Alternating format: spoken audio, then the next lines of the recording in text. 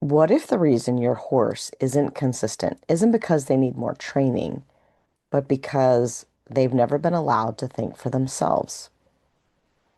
Most of us are taught to guide, correct, and control every step our horse takes. What if that's what's actually holding them back? What if that's what's actually holding you back? In this episode, we're talking about autonomy, what it really means, why it matters, whether you are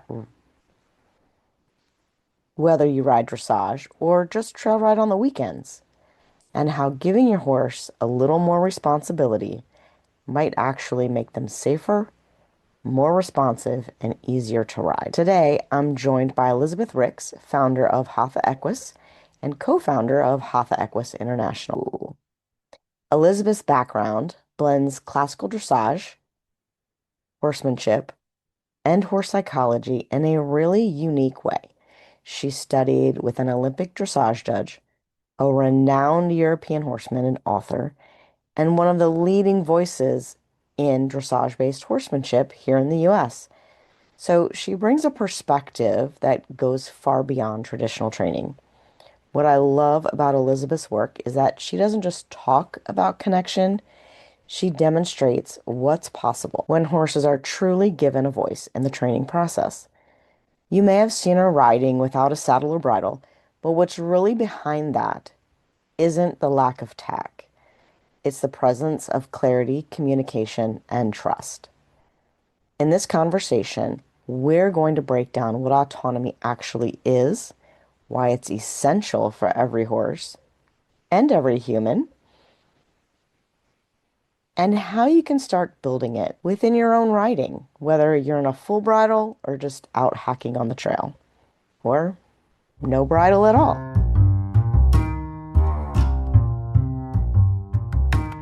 Welcome, friends and fellow horse fiends. I'm Anna Fox of Equus Enlightened, and this is the Thinking Horse and Rider, the podcast dedicated to training you to become the best possible partner for your horse. Here, we explore the science and soul of horsemanship. We dive into equine behavior, the psychology of partnership, and compassionate training methods that help you become a thinking rider who creates a thinking horse. Because when you understand how your horse's mind works and show up with empathy and presence, everything gets easier and a whole lot more fun. My goal is to keep riding easy and fun for everyone, while helping you deepen your connection, find more flow, and maybe even create your own unicorn along the way. Whether you're working on dressage movements or just trying to understand why your horse did that thing they did, we'll explore the research, the real talk, and the small shifts that make a big difference in and out of the saddle. So grab your boots, take a deep breath. What are you waiting for? Come ride with me. Welcome, Elizabeth. Thank you for joining me today. Hey Anna, thanks for Uh, having me. you are so welcome. I'm going to let you do your own introduction and tell Ooh. us a little bit more about Hatha Equus. Sure. Well, recently you had on Georgia, who is my other half, as I like to say. I am the founder of Hatha Equus and the co-founder of Hatha Equus International. Georgia is the lead manager, I guess you would say, on Hatha Equus International. And my main responsibilities are to keep the home base program here in Longmont, Colorado at Wild Song Ranch running. So that's where, if you've seen any of our videos online, with the dramatic mountain backdrop, we're at Wild Song Ranch here in Longmont. I founded Hatha Equus in 2016. So it's been about 10 years that we've been on the map here in Longmont. And when I moved the business over to Wild Song, Georgia actually came with as a boarder. She talked about this a little bit on the podcast with her, but during her maternity leave, with her first child, just started getting into positive reinforcement and because she opted not to ride. I was just so impressed with her endeavoring and the knowledge that she gained in such a short time about positive reinforcement. I decided to invite her to come and spearhead a positive reinforcement program at Hatha Equus at Wild Song. After that, it kind of organically grew, the two of us just experimenting and playing with concepts and ideas. Expanding, I had always used positive reinforcement as a method of training, or just, a little tool in my horsemanship kit. But I didn't have really a formal methodology or program behind it. So her coming in, and really laying into the science, which is, if you remember her from last week, she's such a geek in the best way about science.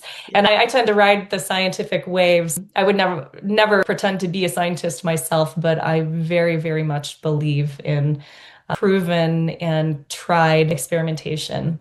That's what she and I did. The Equus then just kind of morphed and evolved into something that we're both very, very proud of, and I think honors the horse better than I ever could have imagined by myself. That's how Georgia and I sort of brought what it is today into being. Before she was on board, it was very much a like a naturalistic dressage type feel.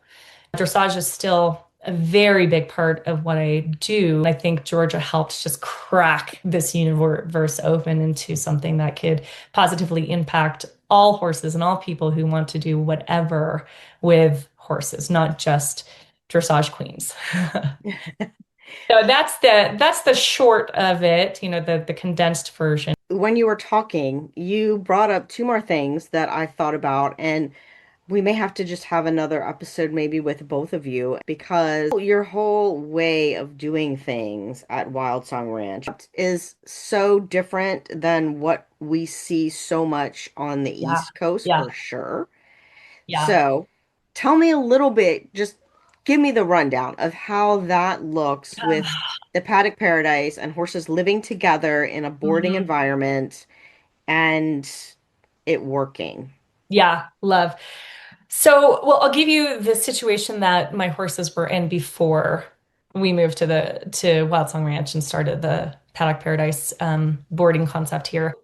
I had my horses at a place where they initially had like a 5 acre field of grass, and I've educated myself a lot on equine nutrition since then. Luckily, I don't know how this happened, but neither of my horses got laminitis or founders. So, but they were, yeah, so about 5 acres. And what had happened is within a couple of months, the two horses just completely mowed that down, and weeds and prairie dogs started coming in to the space.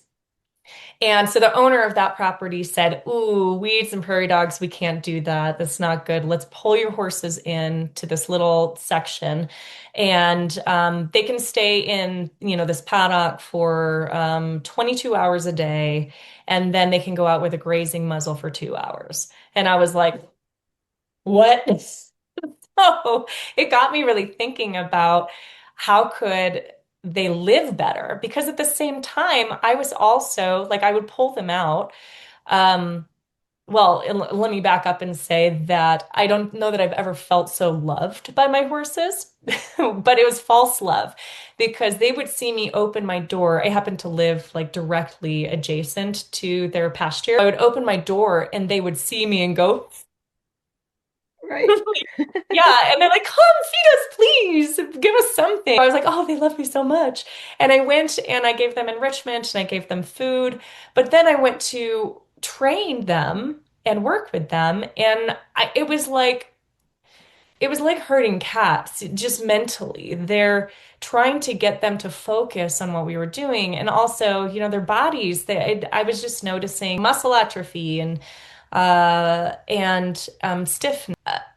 And I was felt so guilty about them being, in the small pen for 22 hours. Of course, I gave them hay and everything, but it wasn't what I had envisioned when I thought I wanted my horses to live naturally. I always thought that just, oh, have them in a pasture and grass. And that's what most people think when they think Hmm. natural horse boarding. So I happened to be My friend Tia Joan, she is a tremendous natural horsemanship trainer and had kind of followed the Pirelli route. She has her property in Parker, Colorado, and she invited me out to see her place. She's like, "Yeah, you should come look at my track." And I didn't know what she meant. I thought like maybe she had a racetrack.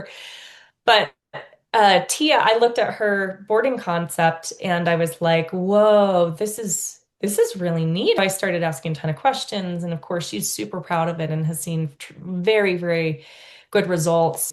I think it's probably close to 20 years now that she's been doing it. And so I got the book Paddock Paradise by Jackson. Jamie Jack. That's it. So he was a barefoot trimmer in I want to say California for many years, and he was noticing that the Mustangs that came off of the range when they were rounded up had tremendous feet.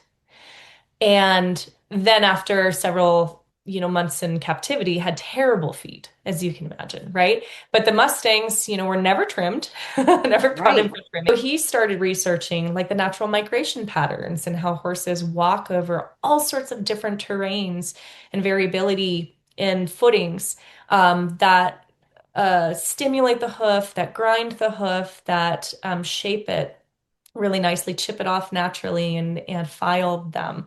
Nature is doing all of the work.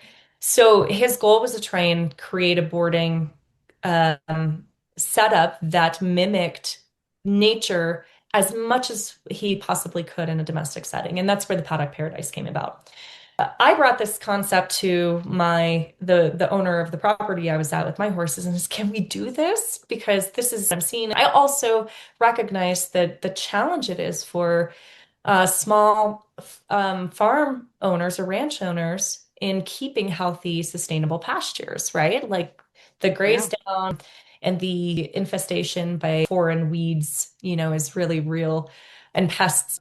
Unfortunately, she wasn't open to it at the time. Meanwhile, my training business was starting to burst at the seams a little bit, so I needed a new home. And that's how I stumbled upon Wild Song Ranch. And with the now owners, who happened to be a client of mine at the time, and we just serendipitously found this property together and said, let's do a thing. And I told her that about this boarding concept, and she's like, that's amazing, but how are we going to differentiate? I mean, clearly everyone's doing this. And I'm like, nobody is doing this. No. Right. No, I mean, the most horse facilities are set up for the convenience of humans, Hmm. right? We come to the barn, the horse is in a stall right there, right next to the tack room, right next to the wash rack. We can just pull them out, we can groom them and canter around in the arena and then put them back, right? How convenient for us. Right. At Wildsound Yes. Ranch, they have to walk half a mile to go get their horse, which isn't convenient for them, but No. it's great for the horses. I also think you're exactly right. It's our convenience, but we also tell the lie that it's to keep our horses safer, Sure. 100%. right? 100%. So, Yeah. yes. Yeah. Because if they're by themselves, then they're not going to bite each other or kick each other.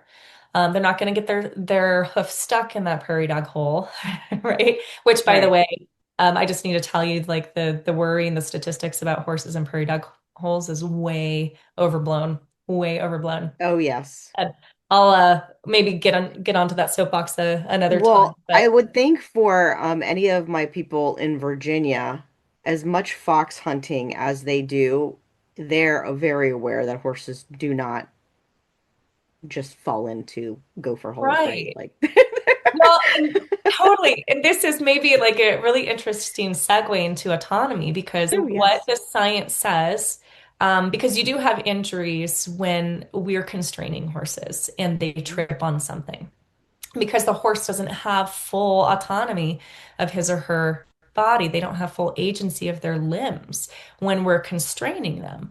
But what we see, because we turn horses out at full gallops all week long at Wild Song, we have 40 acres on the backside that we call the playground. And we do have some like carved trails that people can trail ride around. But then we also take groups of horses for training for their proprioception and cardio. It's one of the ways that we like to elicit cardio from the horses.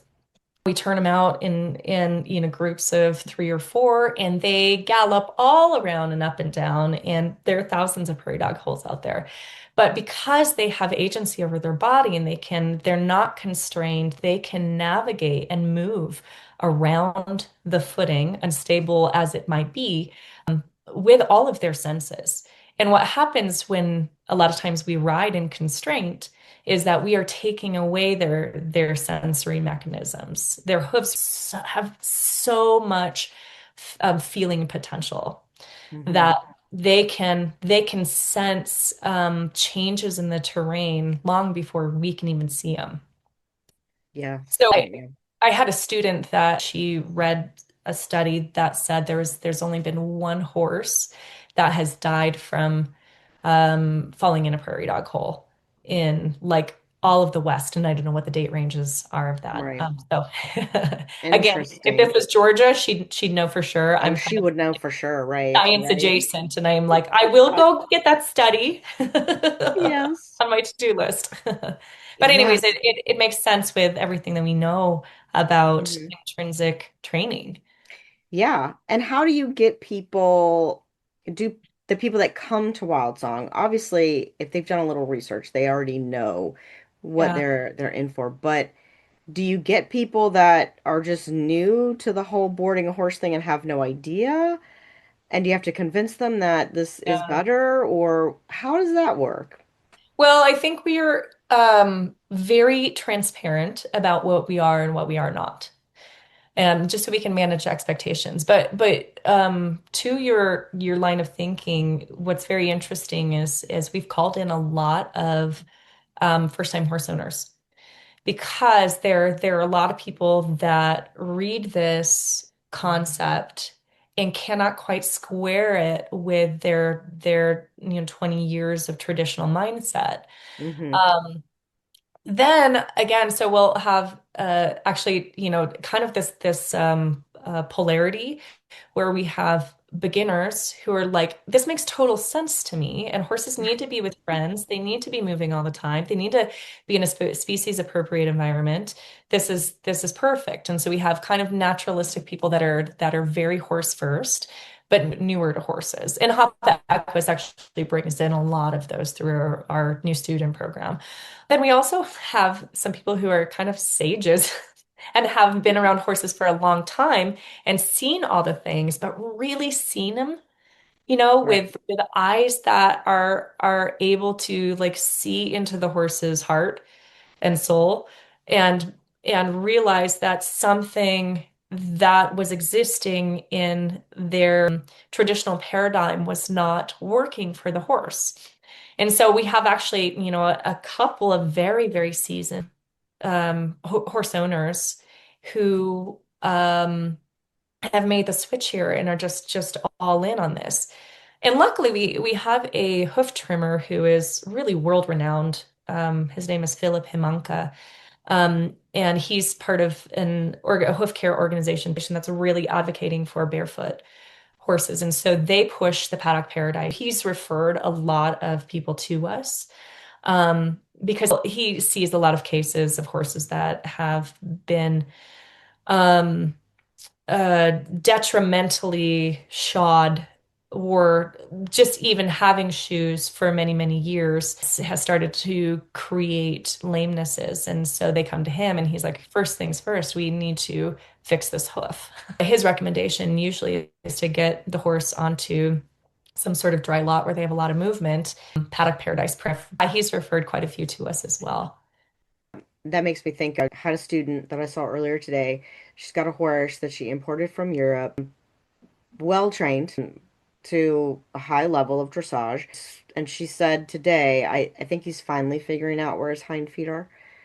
It does happen, and we don't, I think, in the traditional sense, or at least in the competition sport horse world of it, we don't realize how much the lack of autonomy, the lack of movement, the lack of freedom, how much that does affect them. I definitely want to talk about all that. But the other thing I wanted to ask you before we get into all that is you have a pretty cool dressage background, though. Thanks. So I just want you to tell me a little bit about that because it's very interesting. And coming from that sort of classical background, Yeah, I think you really yeah. have a Well, good feel for how this all translates. one thing that I try and fully disclaim for people is that I actually didn't compete a ton.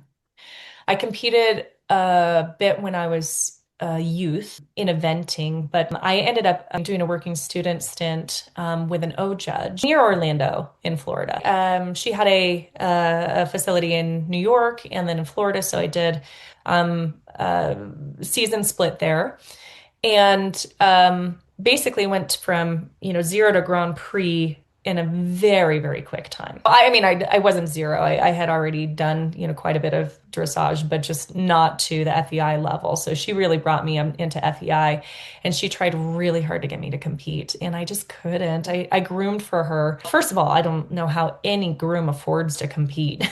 Yeah, but I also, I mean, I was talking to you a little bit about my performance anxiety. It applied to the show world as well. Interesting, interesting. So, for all of the listeners, I was a theater major, a an actor and director degree split. I decided not to pursue acting because I have a history of choking. And that transferred to the competition world too, as I got so nervous about showing that I ended up not prioritizing the horse. And so what that Mm, looked like is me taking stuff out on the horse. I was never abusive, but like mentally, blaming the yes. horse. And it got to a very negative cycle where like the priorities were all wrong. Um, and I'd like to think that in my advanced age, if Girl. I were to go and try and compete again, it would be different knowing what I know now. But it's a hard environment to be in when you're Hmm. grooming for an O judge. Um, and so competing, I avoided that like the plague. I went to tons of shows as a groom, and I trained on several Grand Prix horses, and several horses at many different levels below Grand Prix, but all FEI horses. Then after I left that, I was kind of in the wilderness for a while. I went to uh, Denmark to study with Klaus Hempfling for a 6-week clinic in Denmark. He's German, but he lives in Yeah. Denmark. And that was such an interesting um, dichotomy between what I had just come from in this super intense, rigorous, highly competitive dressage world, and then went to uh, Klaus Hempfling, who, would sit in a pen with a horse for 4 hours in order to honor its choice. You know, I'm like, how do I merge the two? I don't, it Right. was just Yeah. such different worlds and such different language. And there was some truth to both, right? Like, Sure. Hmm. um, my dressage mentor was an incredible bodybuilder, right? She knew how to shape a horse's body. Klaus was a spirit builder. And but they were just two systems that could not live together at that time. And so when I was in the wilderness, as I like to call it, that's where I found Karen Rolfe. And I said, "Oh my goodness, she's doing a lot of really cool stuff that I think Klaus wouldn't frown upon." I mean, he frowned upon a lot, but maybe not quite as much. It was hard to make him not frown about the state of the horse world. Karen had studied under this dressage mentor as well. Karen, in just a very pragmatic way, was explaining how she got the results from horses and how she could have like the spiritual and the practical and also create, as she says, happy, yeah, athlete. Hmm. Yeah, studied her stuff for some time and ended up doing her mastermind when I decided I wanted to take this thing pro on my own. She helped me tie everything together, but also the horses Yeah. really were my biggest guide and guinea pigs. Of course, they are our greatest teachers, right? Truth. Yeah. All right, so what is your definition of autonomy as it relates to horses? Well, it's so funny because, as with most things, when people ask for definitions, I decided to ask the internet. ChatGPT says that autonomy means the ability or right to make your own decisions and govern yourself independently without external control. That aligns with what my initial thought was about this. If I had to boil it down to one word, it would be choice. Right now, Mhm. horses cannot have full autonomy and live in a domestic world. It's just impossible. If we allowed for full autonomy, really they'd be dead. We need fences. We need them to stay in some sort of containers. They in the wild, even then, they have autonomy until they reach, the boundary lines of the BLM. Um, so the way I see it is there's really a spectrum for autonomy with horses. And the container that most of the horse world keeps horses in really minimizes autonomy to nearly nothing. I think there's this place where we can give them as much autonomy as possible within the confines, but we still have to have some boundaries around it. So when I say autonomy, it's like it's never truly autonomous. And I would argue that's how it is for humans as well, right? We still have to drive the speed limit and pay our taxes and not go around abusing each other. Right? Our society puts the boundaries on this, our society and our government, right? Um, Now, I guess technically, and this could get really down this rabbit hole of philosophical thinking, but like we technically do have choice to break all of those rules, but the consequences for us keep us in line, our understanding of the consequences. The way that we like to utilize autonomy the most is for movement development and new movement acquisition and healthy bodies and minds. And so in Hatha Equus, we decide whether the session is going to be about about cultivating healthy movement, or finding a way to rehabilitate a horse, or if we are going to need to work on like boundaries, husbandry, and all of the really practical stuff that we need to be a balanced horse person. To get really into specifics, I have some non-negotiable behaviors for the horse. I need them to pick up their hoof, and I have ways to resolve any sort of tension and do it in a way where like it's consensual. I know Georgia mentioned that word a couple times in the podcast, but consent also, by the way, we should also use the word assent, which is more like an agreement, because consent means that you have the full understanding of the implications of what you're doing. Um, when I'm picking up a horse's hoof, I really need to get to the place where that horse can relax the hoof and he or she can let us work on the hoof, pick it, trim it, whatever. I need to make sure that the horse can lead. That's a non-negotiable. Everything boils down to those two things. You need to lead and pick up your hoofs. Because then I can I get you in the like training. that. Just two straightforward, basic things. You to relax to pressure. That's actually kind of the big umbrella thing. Yeah. Yes, I think that yielding to pressure is so important and something that a lot of times is overlooked. And I know I asked Georgia at least a similar question, but how do you know or how do you feel, whatever your sense is, when the horse is participating Hmm. with some sort of autonomy, or when are Yeah. they just being I obedient. think that's a great way to kind of separate because I need obedience in some capacity. Of course, Exactly. And at times you need that yes. obedience. Georgia talked about her kids not wanting to be a cooked pear.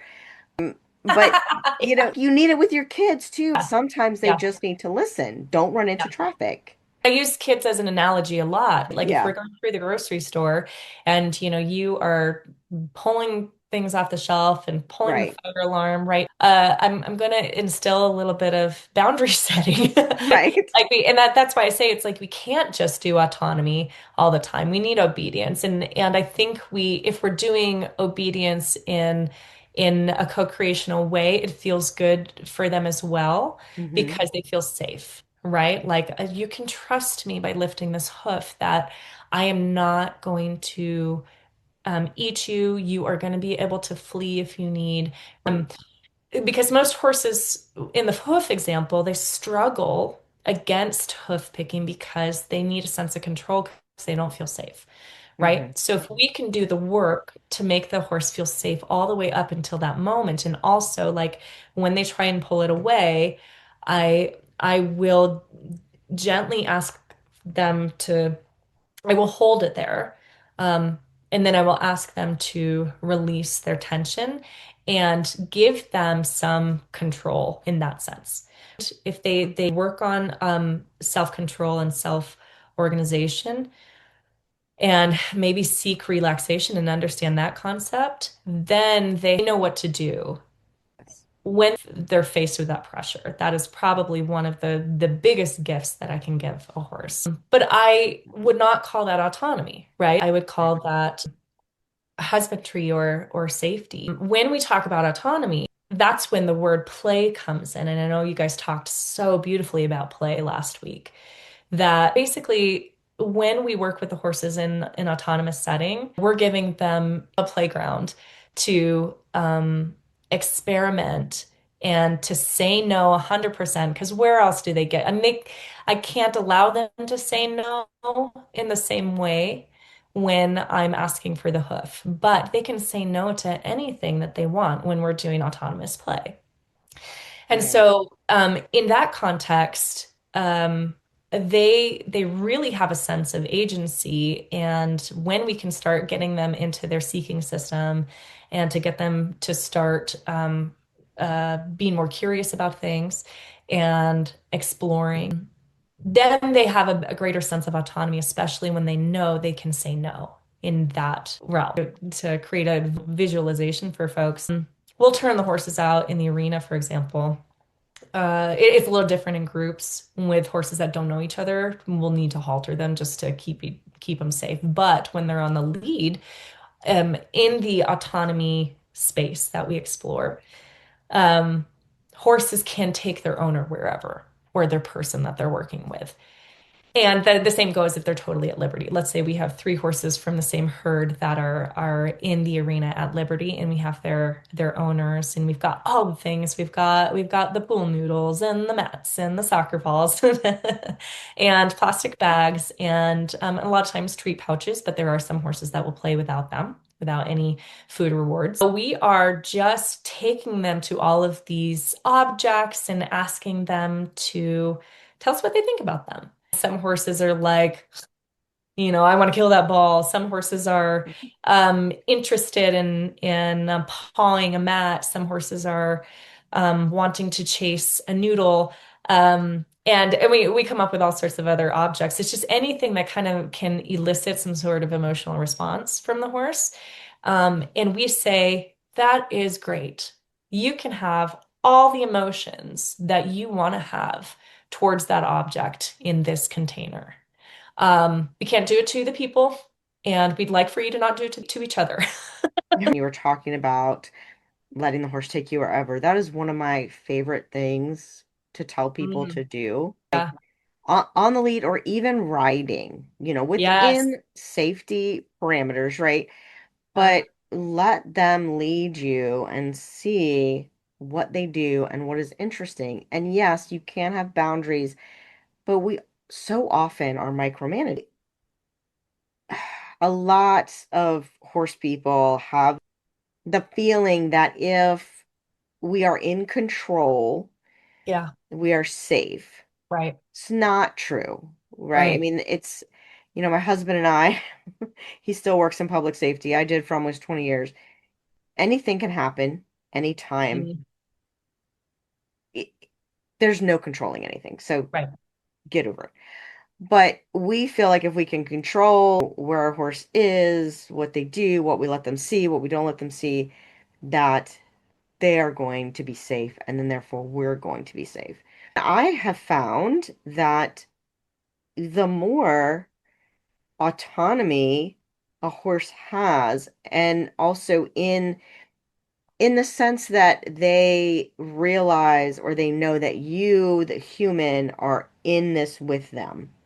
Yeah, If you're both making autonomous decisions, they're much more likely to save your butt when you run into a gopher hole. If you're holding them all the time and they don't right. know where their feet are, they're going to fall into the hole. Yeah, exactly. That's one of the reasons that I think bridleless is really helpful. Hmm. Although they don't need to take off the bridle in order to Right. experience the benefits of bridleless, right? They can Hmm. always have a loose rein.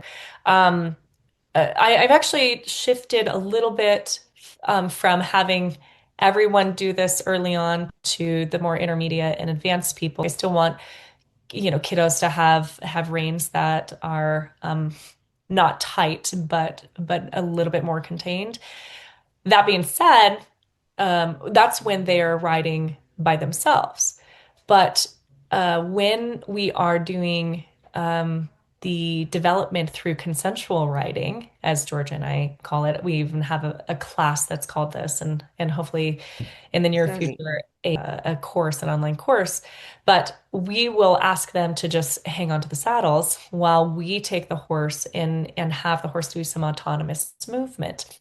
Because when they can trust that their bodies can adapt Hmm. to unpredictable movement, to be off balance and regain balance, we are doing the same thing for the human that we are trying to get for the horse. A lot of what George and I do is trying to get horses off balance so that they can regain balance. That's tremendous for developing nervous system health.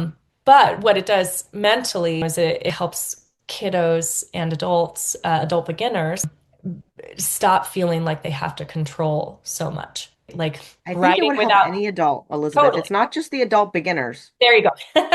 It's I not. know I Don't should say, but you can no, say it. you're right, you're right. You can say it because I've known ladies who ride for 20 years and are the biggest And control freaks. maybe they're the ones that are holding on the hardest, right? They are. They are. Yeah, It is so yeah, true.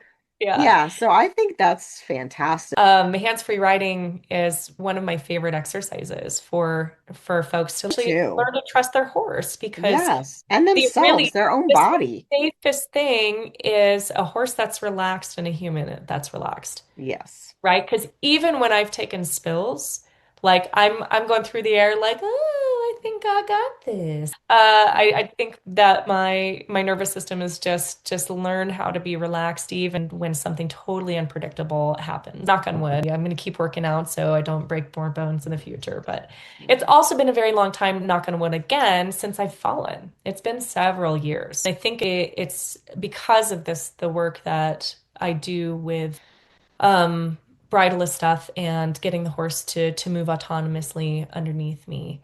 Yeah. I actually think one of my favorite games that the Pirellis passed on is the passenger game.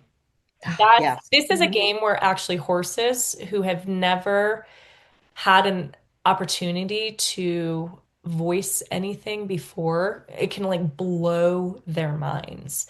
Yes. So for those who don't know it, um the passenger game is where your horse can go anywhere that they want to, anywhere. This means even like a tiny circle by the gate, like 100 Hmm. times.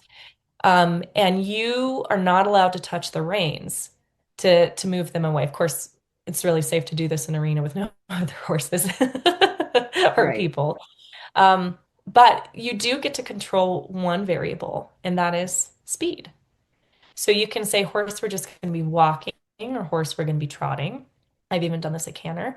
But I love this as a warm-up exercise for my horses. I just get to come out and they get to choose. Maybe they want to go like circle down by their friends on the other side of the arena. Maybe they want to explore. And I get to see how like their patterns shift each day. If they do, I get to feel how their body is truly feeling without influence from me. It does wonders It to does. help I do horses' it mind. probably every time I get on a horse. Like Yeah, yeah, that's probably the first thing that I do. That's my, warm up too. It's like I want to see what they're telling me today before I start doing right, anything. Yeah, right. love Starting that thing. exercise. The exercise that we probably do the most is like the assisted play. Hmm. With the pass, so we call it the sack of potatoes exercise. And so the rider just is on and just holds on to the saddle, or in some cases, they say, okay, no hands. And then you have Hmm. ground support guiding the horse to chase something passionately. Because even with the passenger game, the one thing that I do find is the horses often are, at least at first, I think those who have done it a lot really understand it. And they're like, oh, it's Hmm. just my joyride time. Right. Right. But those who are like, what are we doing? Are a little confused. They don't really have a Right. purpose. They're like, one thing just going around. And that's part of the experiment as well. Mhm. Right. But with the autonomous work that Georgia and I do, we really want them to have a purpose for movement.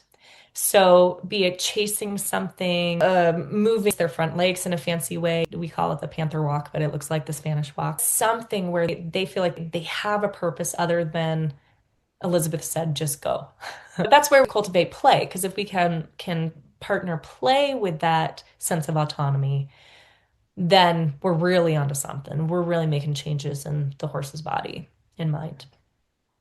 I think that's so important, and I think it's just as important to do that with the humans because what Mhm. most humans don't realize is how much they rely on their hands. Yes. Yeah. Even when we talk about you gotta have good hands and this, that, and the other thing, it is human instinct to grab. Yeah. So anytime you are We're monkeys. feeling, yes, right? That's what the babies do right off the Oh, bat, yeah. right? That anytime you're feeling insecure, you're gonna grab. That is just the way it is. And so, one, you have to train your nervous system not to panic. The sack of potatoes thing is a great way to do that. And then you also have to train your hands not to grab. That's why I like doing bridleless or just keep your reins on there, but tie them up and don't use them. Because Right. people, even with a long, long rein, you can still be so micromanagey and you don't Right. realize it until you've taken them away. Yeah. Then when you feel confident in your body and how your body's going to respond and how your horse's body is going to respond, then it just adds a whole nother level to your ability and your confidence on the horse and your own sense of autonomy. Yeah. It's one of the, I think, bummers about the way that the horse world is currently is that those kids, and I'll just use that term generally because all kids up to 90 that have really, really good seats have likely fallen a lot Hmm. from my experience. I would love to tell people like you'll never fall. And my goal is to set it up so that they never fall. But at the flip side, I also recognize like how much falling helped me. I vaulted for a handful of years when I was younger. So I practiced falling a lot. But the falling component, like the unpredictability, the that is what teaches the best for our seats and our nervous systems. Yeah, the consensual riding where they're a sack of potatoes, that's the closest that I can come. It's still an early experiment, I guess. Georgia and I have only been doing this for about 5 years, so we'll see how everyone's seats are in the years to come and if it matches those kiddos who have fallen a lot. A lot that can actually be done from simulation too, though.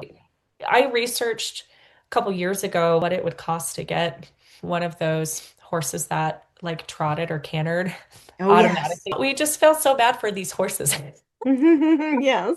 that we're having to shoulder the burden of people's learning. That's only $80,000. It's only $80,000.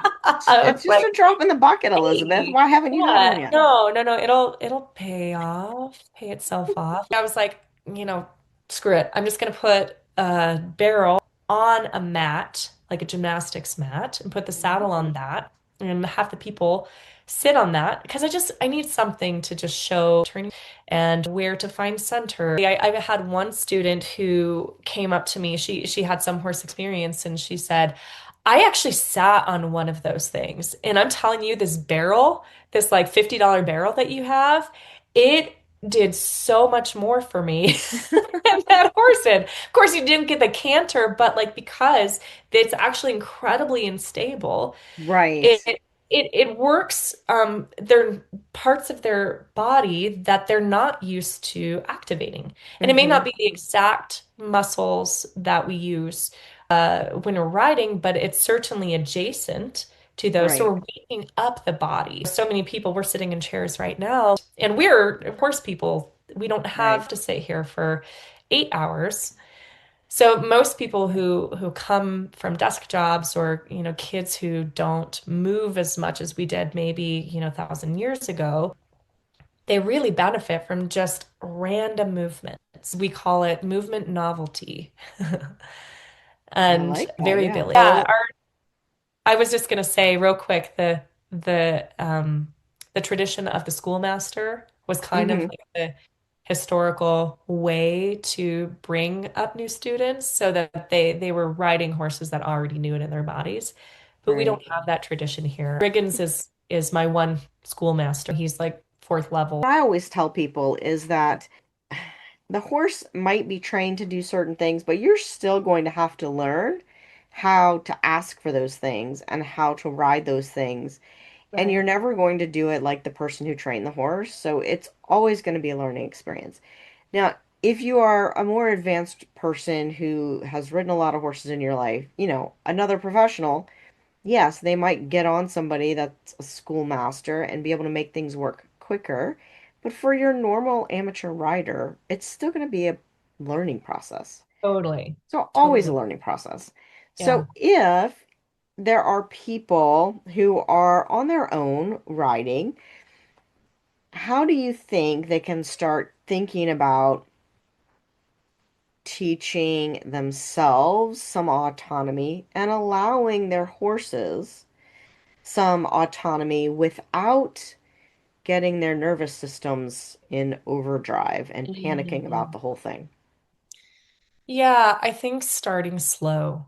Like, I think a lot of people, you find this more in beginners. And I will say this is true in beginners. A lot of beginners want to go faster than they Mhm. really ought to be. Kids Right. and adults. I see this excitement and they feel like they need to trot and they need to canter. And while I think there's some value in having people experience a controlled canter early on, um, I think the adults who then experience something a little bit more fast paced or a little bit more out of control tend to like bounce back really quickly and say, wait, I'd rather just go really, really, really slow. And I'm like, oh, thank you Mm. for coming back to this. I'm always feeling people pushing a little bit more than they really should And be. they, Kids yeah, for sure. But the same thing happens for kids where like something scary happens and they're like, oh, I actually don't want to go that far or that fast. right. So I think for the people who are on their own, like the same should apply. Go slow. What happens if you just let go of the reins or hold the reins at the buckle? Just at a stop. If you get on and your horse can't stop, that's a different problem. That's a bigger problem. That's where a professional should come in. But what's really cool is pretty quickly the horses can learn how to self-regulate out of that. I'm going on a little tangent, but hopefully I'll bring it back full circle. A lot of horses that I experience who have never had this kind of autonomy, like where you get on and oh my gosh, there's loose rein, I'm going. Um, I just play with gentle circles. And the second that I start to feel the slow down, I drop the reins again.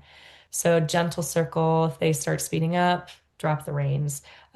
If you're going along a fence line and they start to speed up, I guide their nose to the fence line, and then once their body slows themselves down, I drop the reins. So this is not a purely autonomous solution to the autonomy problem. It is very much in like a safety and boundaries conversation over on this end of the spectrum. So very quickly, what you see is that horses start to recognize, oh, there's a much nicer feeling when I can control myself, when I'm in this slower space. That's typically the problem that I see when there's incongruence between the horse and the human. Initially, and they're like, I can't let go of the reins because the horse will bolt, right? Like, yeah, because they've never experienced that kind of Hmm. freedom in that space. They don't really know what to do when they're not controlled or being puppeteered. If that's happening for someone on their own, seek help. No. But go slow. Start on the ground, even. Can you walk with your horse on the ground and not have them run away? Like take the tack completely off. Do they choose to be by you? If they don't, that's where pulling in play, like Georgia talked about on the last Hmm. podcast, that's where that can come in. You can start to build that, those positive associations and that um, conditioned emotional response to you, the human. It's unpacking that all the way for um, our hypothetical person on their own. There's Yeah. so many different I ways that we think could go it's with it. I love that exercise that you were talking about. That is teaching the horse a bit of self-awareness too. Yeah. Like, hey, Yeah, if you 100%. slow down, when you get here, it feels better. People need this Yeah. self-awareness too. And a lot of times they have been micromanaged and sort of Yes. puppeteered in their own Especially riding in lessons. dressage. Especially in dressage. God, yes, right? I will start teaching somebody and I'll ask them questions and they just blank stare at you. They have no idea. Nobody's ever asked them a question before. I think it takes a fair amount of self-awareness for us humans to get to that point. And we talked about this with Georgia, so I'd love to hear your opinion on it because she talked about how she felt when her horse just turned her butt to her. Yeah. And you talked about, does your horse want to be with you? And if the answer is no, then where do you go from there? And of course, there's all kinds of exercises we can bring into play and all of that. But how do you t talk to people about not feeling terrible about that? Not beating yourself Not up taking it so personally. emotionally or not dwelling in it. Other people are going to get mad. Georgia talked a little bit about how the ranges she went through. How Mhm. do you think people can think about that in a way where they don't feel so defeated, maybe, and that there is hope Yeah. for them and their horrors? I think what we lean on to help give people perspective is where science is really helpful. What is the experience that this creature is having because of the biochemistry? I think it helps to know what is going on from a scientific perspective. Okay, this horse is actually experiencing a high cortisol spike because they're in fight or flight. So it's not you, it's the fact that they are um, in survival mode. And painting that picture for someone, the ears back thing comes up a lot, especially when we're doing play. Was this horse like aggressing towards me? No, that is this posture that the horse adopts when it's chasing something. It is the most natural thing for it to put its ears back in and go after this because it's got a purpose Mhm. behind chasing this object that in no way is a reflection of how he or she feels about you. But sometimes it is, right? Right. I don't see it so much. When we start doing this work, there's actually very, very little horses getting after people aggressively because they're now suddenly in a place where they're like, oh my gosh, this person is fun. So, from an emotional standpoint, it's maybe a question more of like backing up. I think it's always important to see people, to see them and hear them and make sure like they know, yeah, what you're experiencing is totally valid. I've been there, but it's not about me. It's about about you right now, and your feelings matter, right? Um, that being said, when they have a sense of control over something, it can help them process to heal that. We can look at does this horse have needs that aren't met? Do we have social needs? Do we have physical needs? Most everyone that we encounter, they can start feeling better about the scenario by identifying the problem, the science, and the alternatives.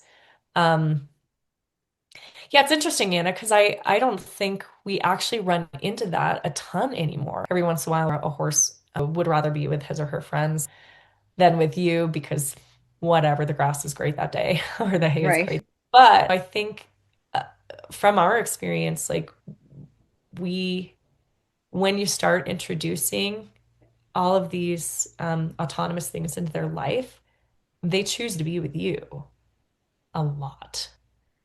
So I don't know if that's like a cop-out answer, but No, I but think that's a perfect answer. I love that. It's so hard for people oftentimes, especially in the traditional world, to find the alternatives. especially if you're at a barn where like you're the village weirdo, right? If you're Yes, saying anything different. right.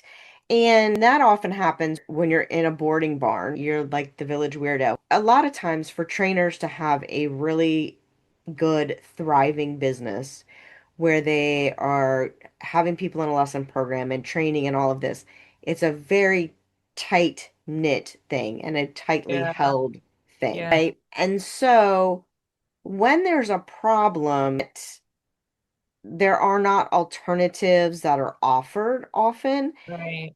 And if you just go out and you Google, you're going to find all kinds of things. And then you might bring something to your trainer and they're like, oh my God, that's that, you know, consensual horsemanship thing. That's craziness. Uh-huh. Or that natural horsemanship thing. That is craziness. So I think it's important for people to realize that there are alternatives. They're Yeah. not all off the rails, right? Or, right or left, right? We don't all have to be, not to get into political mess, but Democrats or Republicans. We can be in the middle and use the science and come up with solutions. Honor the horse, honor the human.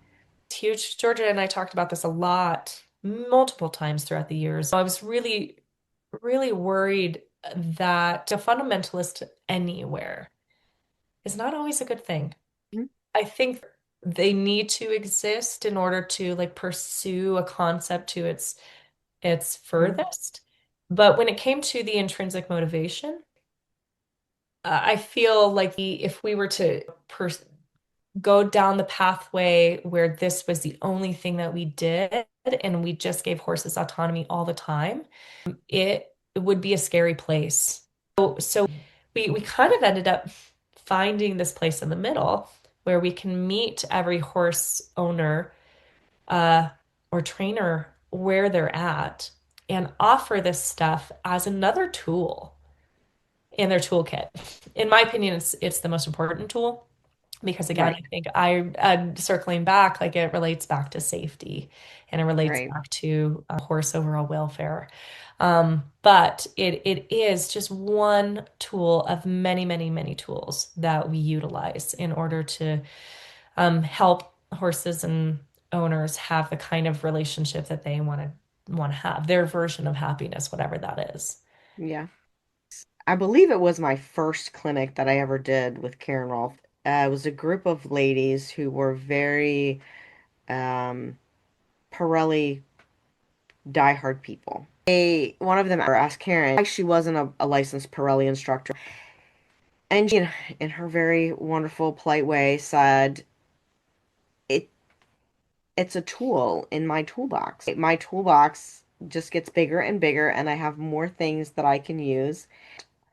I would say all of the best Pirelli licensed instructors that I know were are hugely diverse in their horsemanship. It feels safe to follow one thing, right? I know Georgia talked about this last week, but to get people to think for themselves again, right? Like to Yeah. start questioning the guru Hmm. and start asking, well, is there a different way that would work for me and for my horse better, right? It is also there's safety in the village. It's scary to break out of the village, but we are only as capable as our set of tools. The best trainers do have a vast toolkit and are willing to experiment and try. Yeah, that's why I couldn't stick with just dressage and I couldn't stick with just Klaus Hempfling. I couldn't even stick with Karen Rolfe. I thought I was going to be her apprentice. I actually had signed on to be an apprentice with her. Then I did a stupid thing and I decided to date this boy. And I was like, I can't move down to Florida and be with Karen. I'm dating this. Anyways, he didn't last. For many, many years, I regretted that I could have been her apprentice. And learned her system, Hmm. but there was something. It wasn't just the boy. It was like there was something deep Hmm. in me that was like, no, I kind of want to be my own thing, my own That thing. that's I don't think I probably wouldn't have um gotten my first horse and experimented with him. I've met this person that made an influence and gave me a little seed and a nugget, and that horse that taught me that, and that person, and then and like probably wouldn't have met Georgia, probably right. wouldn't have gotten into interest. So this is, perfect where we are. Thank you, Elizabeth, for being on today. It was wonderful to talk to you and Thank hear you. You all of your too. thoughts on play and I autonomy. love seeing you, Anna, and it's so nice we got to have this deep conversation. I appreciate you. It is, and I look forward to more. Likewise. Be Thank well. you. Namaste.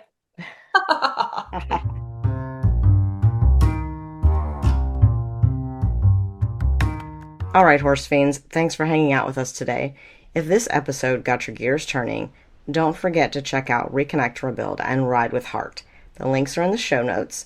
It's the program that'll take everything we talked about here and actually help you apply it in real life with your horse. And hey, before you ride off, make sure you like, subscribe, and leave a quick rating or review of the show. It helps more riders like you find us and keep these conversations going. All the links you need are waiting in the show notes. Happy riding!